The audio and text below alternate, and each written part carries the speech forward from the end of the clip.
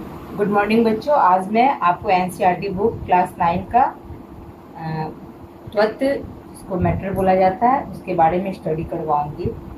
हमारे आसपास के पदार्थ, हमारे आसपास जितने भी पदार्थ फैले हैं उसका महत्वपूर्ण बिंदु क्या है, पदार्थ के कणों की विशेषता क्या है। पदार्थ जो है जितना भी हमारे आसपास फैले हुए हैं, पहला तो उसकी यह विशेषता है कि उसका एक अवस्था है।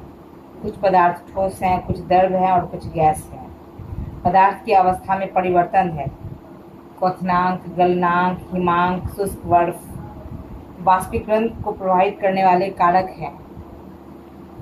हमारे चारों तरफ जितने भी पदार्थ फैले हुए हैं वो पदार्थ या तो गैस के रूप में है, या तो द्रव के रूप में है, या तो ठोस के रूप में है, या तो हिम के रूप में है।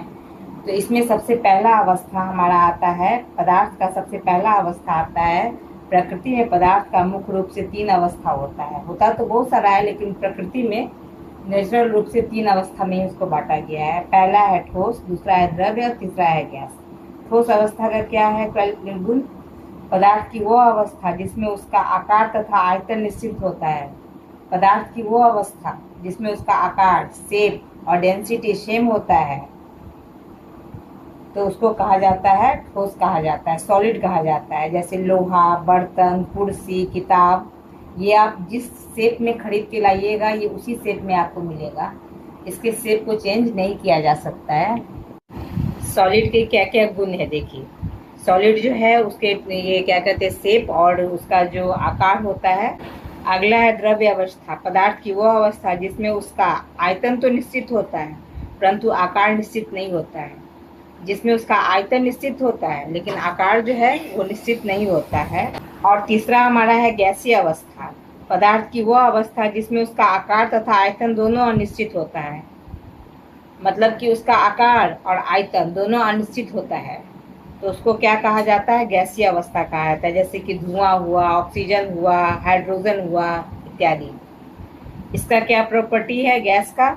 गैसों के कणों के बीच आकर्षण बल अत्यधिक कम होता है। गैसों के कणों के बीच आकर्षण बल जो होता है बहुत ही कम होता है, जिस कारण से इसका कोई आकार नहीं बन पाता। आकर्षण बल इसमें कम होता है गैस में, इसीलिए ये कोई शेप में नहीं आ पाता है। एवं आयतन भी अनिश्चित होता है। इसका शेप तो अनिश्चित होता ही है, आयतन भी अनिश्चित होता है। इसका आयतन भी कोई निश्चित नहीं होता है, इसीलिए इसमें भी बहाव होता है।